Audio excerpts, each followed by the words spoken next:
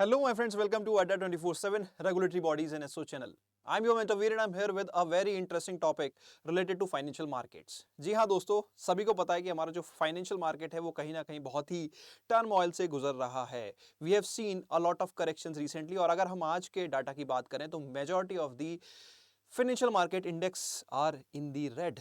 तो ऐसा क्यों हो रहा है? What are the reason behind this and कब तक चलेगा? तो इन्हीं सभी क्वेश्चंस का आंसर करेंगे. वीडियो बहुत इंटरेस्टिंग है, एंड तक बने रहना बहुत ज्यादा जरूरी है. सो लेट्स गेट स्टार्टेड दोस्तों. लेकिन स्टार्ट करने से पहले एक छोटी सी रिक्वेस्ट है. अगर आप हमारे चैनल पे नए हैं और रेगुलेटरी एग्जाम्स की प्रिपरेशन कर रहे हैं या इस तरह के बैंकिंग एंड फाइनेंशियल मैटर्स जो हैं वो आपको इंटरेस्टिंग लगते हैं तो जल्दी से हमारे चैनल को सब्सक्राइब कर लीजिए, वीडियो को लाइक कर दीजिए.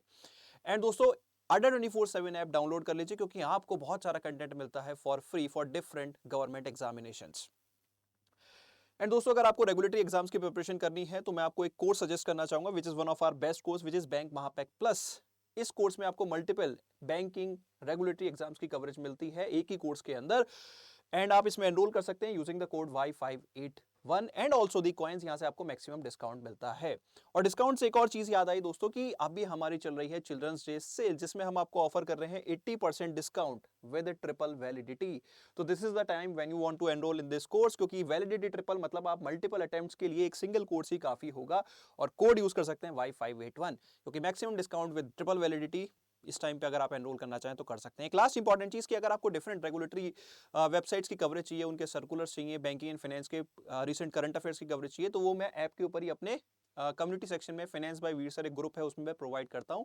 तो प्लीज इस ग्रुप को फॉलो कर लीजिए. तो चलिए दोस्तों स्टार्ट करते हैं विद आवर वीडियो. तो देखो दोस्तों, अगर आप आज का डाटा चेकआउट करो and today is 13th of November तो majority of the parameters are in the red. आप निफ्टी 50 देख लीजिए, सेंसेक्स देख लीजिए. सेंसेक्स जो है वो 78,000 से नीचे है ऑलमोस्ट. अगर हम इसके पीक से देखें तो 86,000 समथिंग से इट्स नाउ मतलब ऑलमोस्ट 8,000 का करेक्शन इसमें आ चुका है. Again I am using the word correction, ठीक है, क्योंकि ओवरऑल मतलब अभी भी विद इन 10% की रेंज में ही है तो it's not like crash. But जब हम देखते हैं कंपेरेटिव वे में तो जो डाटा फिगर्स निकल के आती हैं वो बहुत बड़ी होती हैं जिसकी वजह से इट सीम्स लाइक ये क्रैश ही है. ठीक है, तो बहुत सारी जो वेल्थ है that has been transferred from India to other countries. लेकिन ये सब हो क्यों रहा है? इंडियन मार्केट जब हमारी जीडीपी बहुत सही चल रही थी, ठीक है, तो what are the reasons behind this कि जो हमारे ज्यादातर फाइनेंशियल पैरामीटर्स हैं वो सॉरी नॉट फाइनेंशियल पैरामीटर्स जो हमारे मेजॉरिटी ऑफ द इंडेक्सेस हैं वो रेड में क्यों हैं? ठीक है, तो चलिए एक एक करके इसको डिकोड करने की कोशिश करेंगे. वीडियो इंटरेस्टिंग है, ठीक है, तो जल्दी से लाइक का बटन दबा दो. देखिए, एक सबसे इंपॉर्टेंट पैरामीटर जो है वो है आर वैल्यू ऑफ रुपी. रुपी जो है अपने ऑल टाइम लो पे चल रहा है. अगर हम कंपेयर देखें डॉलर के कंपैरिजन में तो it is somewhere around 84 point something.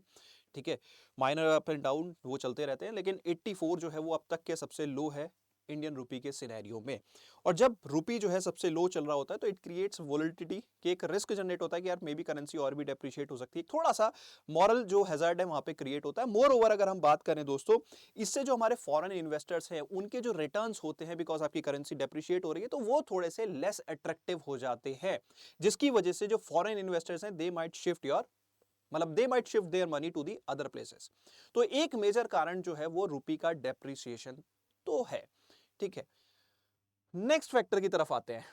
देखिए, एक बहुत ही इंपॉर्टेंट फैक्टर था यूएस प्रेसिडेंशियल इलेक्शंस. ठीक है, अब ये इलेक्शंस तो हो चुके हैं लेकिन अगर हम देखें हमें बहुत ज्यादा एक्सपेक्टेशन थी कि यार जो यूएस के प्रेसिडेंशियल कैंडिडेट हैं जो ट्रंप है उनके बाद एक्सपेक्टेड था मार्केट जो है वो ऊपर जाना चाहिए और वो उस समय हुआ भी था. थोड़ा सा मार्केट करेक्ट हुआ था. देन उसके बाद हम रिसेंटली देख रहे हैं तो लगातार मार्केट जो है वो डाउन जा रहा है.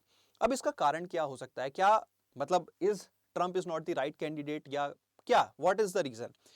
देखिए, मार्केट जो है मैंने आपको एक वीडियो में एक्सप्लेन भी किया था कि जो मार्केट है वो कहीं ना कहीं सेंटिमेंट्स पे बहुत ज्यादा डिपेंड करता है. आपके सेंटिमेंट्स आपके डिसीजन को बहुत ज्यादा इंपैक्ट करते हैं. और ट्रंप की जो प्रेसिडेंसी है वो एक्चुअली में स्टार्ट होगी नेक्स्ट ईयर जनवरी से. इसकी वजह से बिकॉज उनकी प्रेसिडेंसी में अभी स्टार्ट होने में 2 महीने हैं ऑलमोस्ट. इसकी वजह से क्या है कि बहुत ज्यादा मार्केट में स्पेक्यूलेशंस चल रही हैं.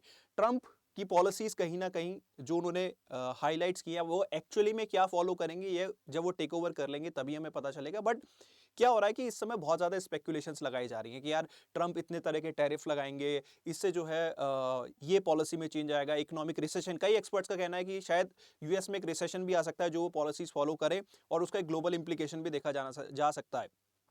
तो इसकी वजह से क्या है, रेदर देन एक स्टेबिलिटी आने के, ट्रंप के आने से एक क्या है, बहुत ज्यादा वोलेटिलिटी आ चुकी है मार्केट के अंदर, एक ग्लोबल सेंटिमेंट्स में बहुत ज्यादा वोलेटिलिटी आ चुकी है। और जब वोलेटाइल टाइम होता है तो सबसे बड़ा इंपैक्ट कहां पे आता है, इमर्जिंग मार्केट्स पे।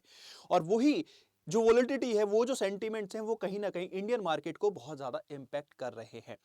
तो यानी कि अब ट्रंप एक्चुअल में क्या डिसीजन लेते हैं, कब लेंगे, वो तो उनकी प्रेसिडेंसी के बाद है। तो ये जो फैक्टर है, ये कहीं ना कहीं अगले कुछ महीने तक, जब तक आई थिंक जैन 15 के बाद ये he will take over the White House, तो तब तक ये वोलेटिलिटी मार्केट में बनी रहने की उम्मीद है। ठीक है, चलिए आगे देखते हैं what is the other factor. एक one of the major factor जो अभी recently, not recently, is China's economic stimulus package. ठीक है, इस पैकेज के अंदर चाइना ने जो है 1.4 ट्रिलियन का बेसिकली एक पैकेज अनाउंस किया है, विच इज क्वाइट ह्यूज। मतलब बहुत सारी कंट्रीज की तो इतनी जीडीपी नहीं होती जितना इन्होंने एक मतलब स्टिमुलस पैकेज लॉन्च किया है to boost their economic activities and all. ठीक है, उनके डेट को कैसे वो ओवर रिटर्न कर सकते हैं, कैसे वो अपनी इकोनॉमिक एक्टिविटीज को बूस्ट कर सकते हैं, उसके लिए they have launched a huge package. ठीक है, और 1.4 ट्रिलियन आप लगा सकते हैं। इंडिया की जीडीपी, वी आर एक्सपेक्टिंग कि हमारी जीडीपी जो है 5 ट्रिलियन क्रॉस होगी 2025 तक, वी आर एक्सपेक्टिंग। ठीक है, तो आप सोचिए उसका ऑलमोस्ट 1/4 जो है, मतलब काइंड ऑफ वी कैन से उतना बड़ा पैकेज तो दे हैव लॉन्च। मतलब करंट जीडीपी के कंपैरिजन में इट्स ऑलमोस्ट 1/3। ठीक है, बाकी एग्जैक्ट डाटा से आप कैलकुलेट कर सकते हैं। तो इट्स मतलब it's such a huge initiative. और इसके साथ साथ एक और चीज भी है कि इंडियन मार्केट, ये मैं आपको कई बार ये डायग्राम आप देख चुके हैं, मार्केट में कई बार आपको दिखा चुका हूं कि इंडियन मार्केट की अगर आप पी बाई ई देखो, पहले ये it was almost 27, because of corrections हो चुके हैं, तो इट केम डाउन टू 25। और वहीं जो चाइना की जो अगर हम देखें जो पी बाई ई है, तो वो 9 है। तो compare to India, China is very we can say undervalued market currently, जो करंट स्टेट है। और इस वजह से यहाँ पे बुलिश सेंटीमेंट है और इंडिया के अंदर बियरिश सेंटीमेंट है। ठीक है, तो ये भी एक मेजर रीजन है कि जो खासकर जो एफआईआई इसका मनी है, बिकॉज वोलेटिलिटी का मैंने आपको रीजन बताया, एंड उसकी वजह से जो पैसा है वो चाइना की तरफ शिफ्ट हो रहा है। उसके मैंने आपको एक बैकग्राउंड भी बताया कि why it is shifting to particularly to China, because of their huge stimulus package. ठीक है, और एक और चीज है जो हमारे यूएस मार्केट से भी रिलेटेड है दोस्तों, जिसकी वजह से थोड़ा सा एफआईआई का पैसा और भी शिफ्ट होने के चांस है, वो है बिकॉज यूएस के जो बॉन्ड्स हैं उनकी जो यील्ड करंटली है वो थोड़ी सी हाई चल रही है, which makes them a better investment opportunity compare to our volatile market. ठीक है, so these are multiple reasons जिसकी वजह से आप ये जो गिरावट है वो देख रहे हैं। एक और जो मेजर रीजन है दोस्तों, वो है हमारे रेट्स। ठीक है, मार्केट में मैंने अगेन बोला इट्स अ सेंटीमेंट। हमारे जीडीपी पैरामीटर्स, मैंने अभी एक वीडियो भी बनाई थी, RBI's dilemma, growth and inflation. उसमें भी आरबीआई ने बोला कि हमारे जो ज्यादातर ग्रोथ के पैरामीटर्स हैं, they are quite good compare to the negatives, वो हमने डिस्कस किया था। But again market is all about sentiments. अगर हम देखें हमारे Q2 के जो इंडस्ट्रीज के रिजल्ट्स हैं वो बहुत ज्यादा एनकरेजिंग नहीं आए। So there is a sentiment कि जो हमारी इकोनॉमी है दैट मे फॉल, मतलब not fall into recession, recession तो नहीं बोलेंगे, बट हमारी जो ग्रोथ है वो डाउन हो सकती है। And there is an expectation कि उसको प्रमोट करने के लिए आरबीआई को रेट कट करने चाहिए। Almost for a very long time RBI is maintaining the rates eight 6.5%।